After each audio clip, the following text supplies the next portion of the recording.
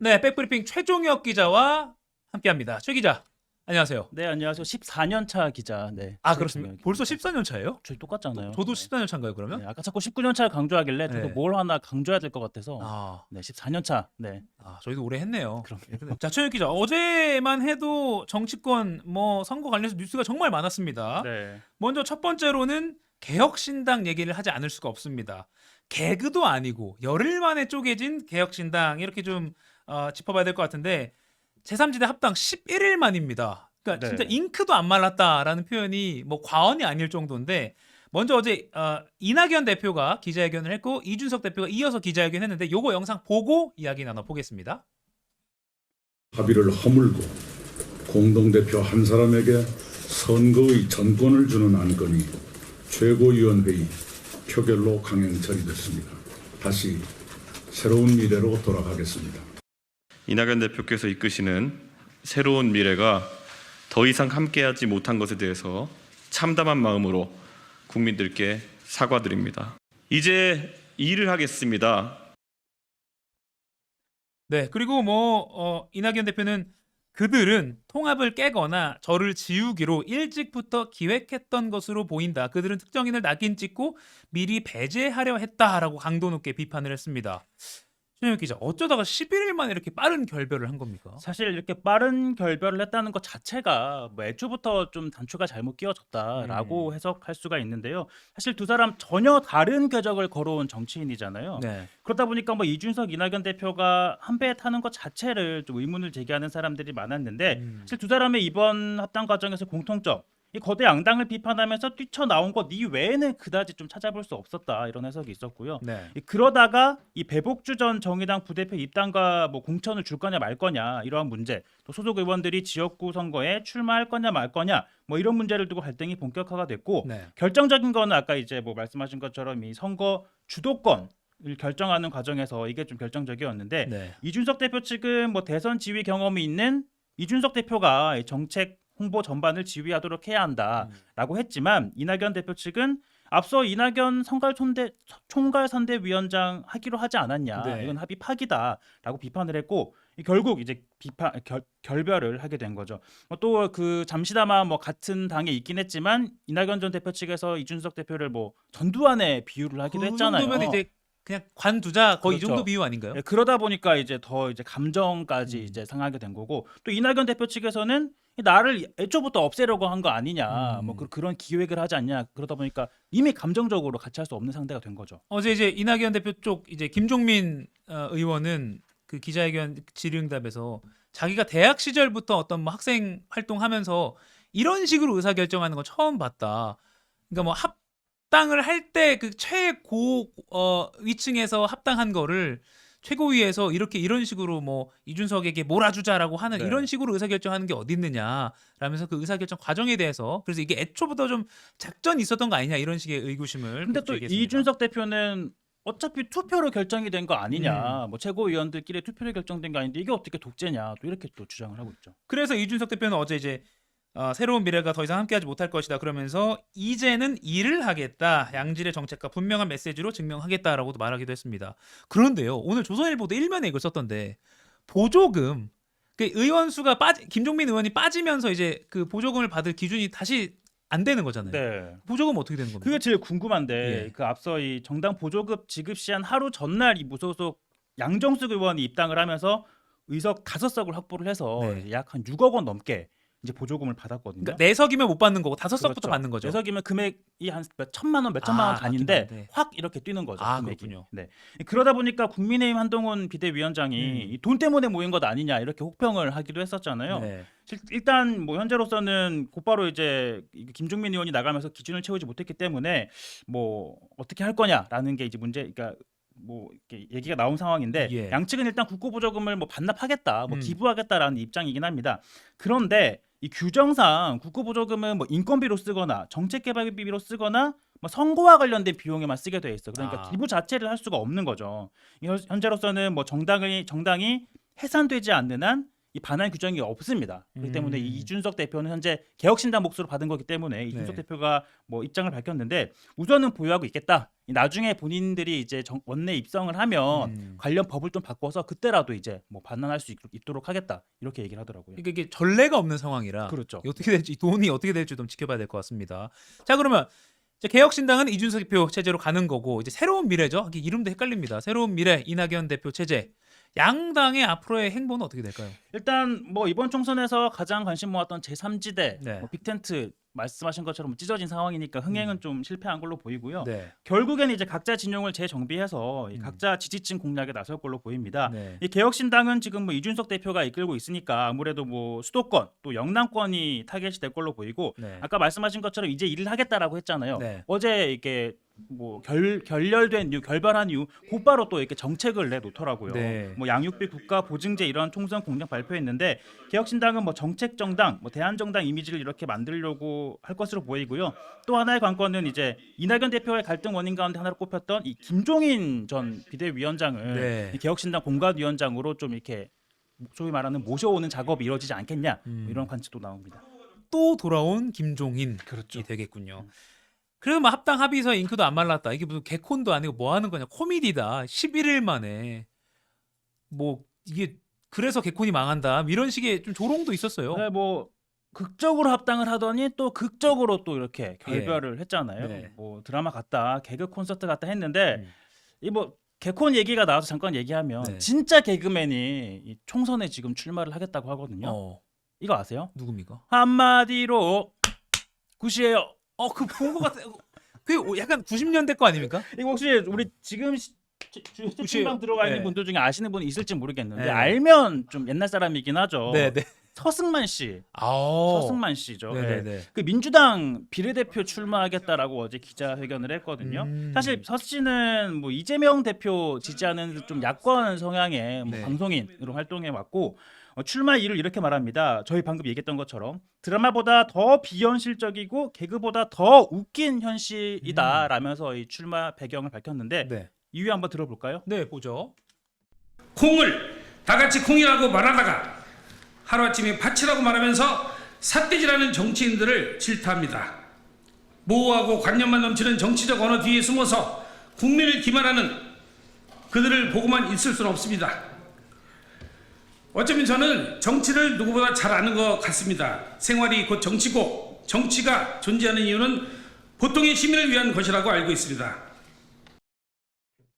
얼굴 보고 반가워하실 분 많으니까 저분 서승만 씨 알죠? 하시는 분들 많을 것 네, 같습니다. 한마디로 굿이에요 이거잖아요. 그렇죠. 네. 네, 지금 카메라가 안 잡아줬네요 저를.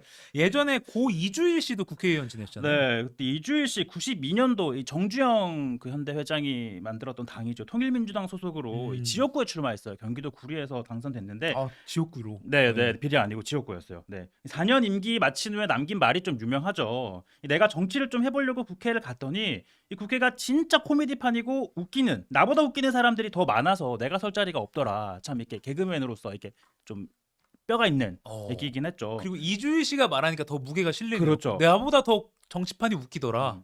야. 그때 그렇게 얘기했는데 사실 30년이 지난 지금도 여전히 정치판이 코미디 같다라고 생각하시는 분들 여전히 있겠죠. 그러니까 네. 잘 새겨 들어야 네. 될 것 같습니다. 아무튼 다시 좀 본론으로 돌아오면 빅텐트가 중텐트로 쪼개졌습니다. 그럼 이낙연 대표는 새로운 미래 이끌게 될 건데 아무래도 호남 중심으로 가겠죠? 네, 그 아무래도 민주당을 대체하는 좀 대한정당 이런 이미지를 좀 공고히 할 것으로 보이는데요. 예. 이 마침 지금 민주당 현역 의원 평가가 진행이 되고 있는데 이 하위 명단을 통보하면서 반발을 하는 의원들이 터져 나오고 있습니다. 네. 즉 일부 의원들 같은 경우에는 이제 탈당도 하겠다. 뭐 이제 이런 반발을 하고 있는 경우고 네. 특히 이 하위 평가에 비명계 의원들이 좀 대거 자리를 잡다 보니까 반발할 조짐을 보이고 있는데요. 그러다 보니 이런 의원들이 좀 이탈할 가능성이 커지지 않겠느냐 이런 관측이 나오고 있는데 이낙연 대표 뭐 어제 결별을 한 후에 곧바로 이렇게 얘기하더라고요. 이 부당하게 민주당에서 공천을 탈락한 분들이 있는 것 같다. 이 집단화할 것으로 보이고 그런 분들의 움직임을 좀 더 기다려 보겠다라고 하더라고요. 아하, 그렇군요. 그러니까 민주당에서 이제 못하겠다 하고 나온 분들을 흡수하면 좀 세가 커지지 않을까. 그렇죠. 요 흐름을 좀 봐야겠네요. 네. 자, 그래서 두 번째 민주당 공천 파열음 분열로 가나로 한번 잡아봤습니다. 그렇잖아. 아무튼 민주당 공천 파업 오늘 또 뭐 뉴스에 많이 나오더라고요. 네, 이 현역 의원들에 대한 평가 결과 통보를 했는데 네. 이 박용진, 윤영찬 의원이 하위 10% 통보를 받았다면서 직접 기자회견을 네. 했습니다. 10%니까 한 15명, 16명 정도가 되는데 이분들은 직접 본인이 이제 발표를 한 거죠. 공개를 한 거죠. 예. 네. 이 하위 10%를 받으면 향후 이제 이 총선 공천 과정에서 30%를 감점을 받습니다. 이 현역 의원 입장에서는 뭐 사실상 뭐 컷오프다, 공천 배제다 이런 얘기까지 나오는데 공교롭게도 두 의원 모두 당내 비주류라는 평가를 받고 있죠. 네. 이 박용진 의원은 지난 대선 경선, 뭐 당대표 경선 때 이재명 대표 비판하면서 좀 알리기도 했었고요. 이 박용진 의원은 난 단 한 번도 권력에 줄을 선 적이 없다. 개파 정치, 이 패거리 정치에 몸을 맡기지 않았다. 이 당대표 경선 과정이 이렇게 평가를 받는 건가? 이렇게 주장을 하기도 하더라고요. 어제 굉장히 약간 이를 악물고 기자회견을 한다는 느낌이 들었습니다. 네. 그래도 계속 민주당에서 한번 승리를 해보겠다라는 취지로 밝히기도 했죠. 근데 아무튼 박용진 의원이 하위 10%에 포함된 이 통보를 받은 것과 관련해서 2년 전에 이재명 대표가 한 발언이 좀 화제가 되고 있더라고요. 그거랑 그다음에 어제 이제 이런 사단이 나고 나서 이재명 대표가 취재진에게 밝힌 내용까지 두 가지 영상 한꺼번에 보고 이야기 더 나눠보겠습니다.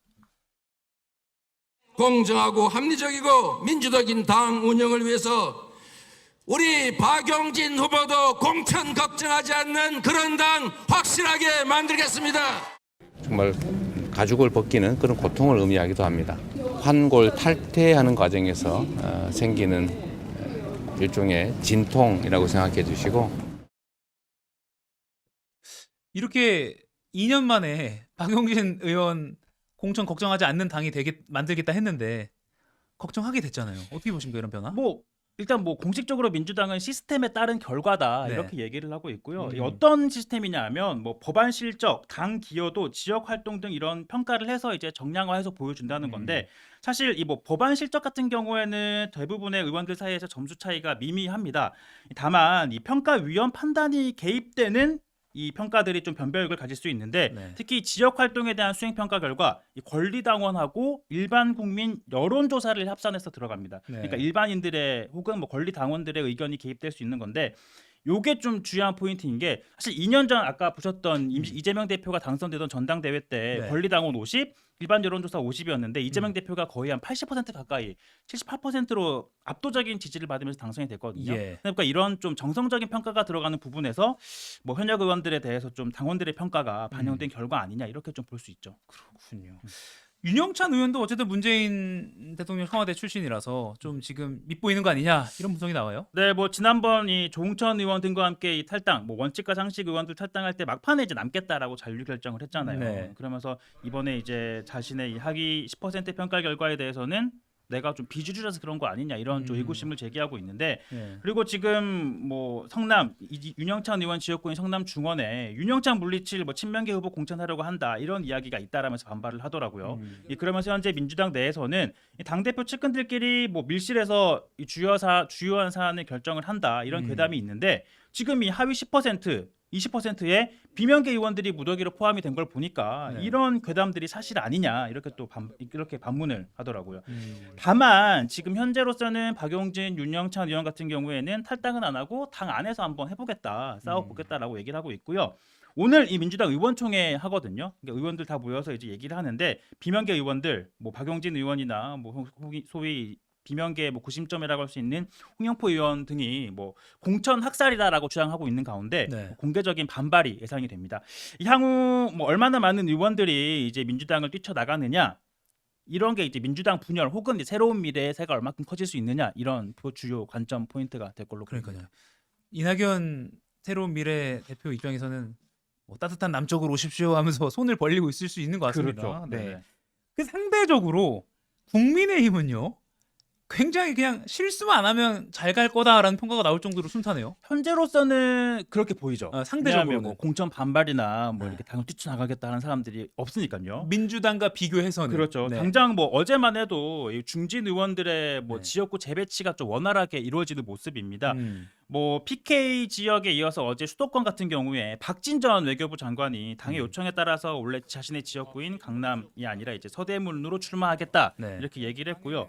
뭐 종로에서 이미 3선을 했고 강남을 해서 4선까지 했는데 이번에 서대문으로 가겠다라고 한 거고, 또 앞서 같은 이 강남을에 공천 신청했던 이원모 전 대통령실 이 인사비서관도 네. 다른 지역으로 좀 이렇게 재배치가 될 걸로 보입니다.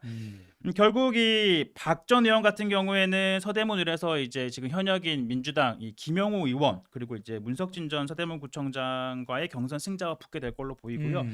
자, 이렇게 방금 전해드린 것처럼 이 국민의힘 같은 경우에는 중진 의원들에 대해서 좀 인위적인 컷오프 형식이 아니라 네. 좀 당이 어려운 지역 험지로 보내서 뭐 출마는 하도록 해주겠다. 가서 이제 너의 이제 개인기를 살려서 좀 돌아와 봐라. 이런 좀 전략을 택한 걸로 보입니다. 그렇군요. 하지만 뭐 국민의힘 상황도 변수는 계속 남아 있는 것 같아요. 예, 한 두 가지 정도가 있는데 마찬가지로 국민의힘도 이제 의원들에 대한 평가를 하고 있어요. 네. 전국에 이제 7개 권역으로 나눠서 이 지역구 의원 같은 경우에 최하위 평가를 받은 한 명씩, 즉 7명은 컷오프를 시키겠다라고 이제 공천 그 방침을 정했는데 네. 이 명단이 나오고 개인한테 통보가 되면 반발이 나올 걸로 좀 예상이 되죠. 그리고 또 하나는 이제 국민의힘 텃밭이라고 할 수 있는 대구 경북 지역 공천인데 사실 여기는 뭐 소위 이제 국민의힘 깃발만 달고 나오면 당선된다라는 지역이잖아요. 네. 그러다 보니까 이쪽에 있는 현역 같은 경우에는 공천에서 떨어지거나 뭐 불이익을 받게 될 경우에 뭐 반발이 예상이 됩니다.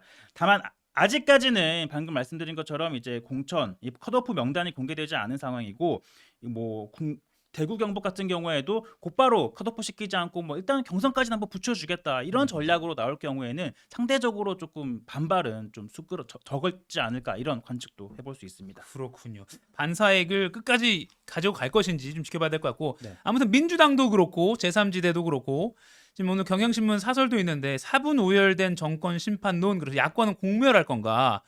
사실 이제 이렇게 임기 중반에 있는 총선은 정권을 심판하는 의미가 크잖아요. 그러니까 정권을 심판해야 되는 이 총선에서 스스로 지금 막 실수하고 뭐 분열하고 있어서 이게 좀 제대로 되겠느냐라는 식의 비판을 했습니다. 잠깐 보면요. 윤석열 정부 국정 실패 책임을 물어야 할 이번 총선에 대한 지지층의 기대를 배반하고 있는 것이다라고 지적했고요. 가치와 이념, 노선을 도외시한 묻지마 합당인데다가 개혁신당 얘기죠.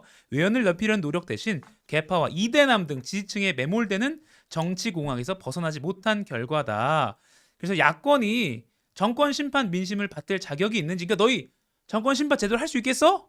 라는 의구심을 계속 유권자들의 의구심을 키우고 있다라고 경향신문을 사설로 이렇게 비판을 했고요. 동아일보도 비명 배제 논란, 뭐 벌집 수신 민주당이라고 민주당의 지금의 상황을 비판했고, 한국일보도 개혁신당의 결별, 그 이준석, 이낙연 두 사람의 결별을 책임 가볍지 않다라고 하면서 총선 자체를 외변하게 만들 수 있다는 점에서도 분노할 수밖에 없다라고 지적했습니다. 지금까지 백브리핑 최종혁 기자와 함께했습니다. 고맙습니다. 네, 감사합니다.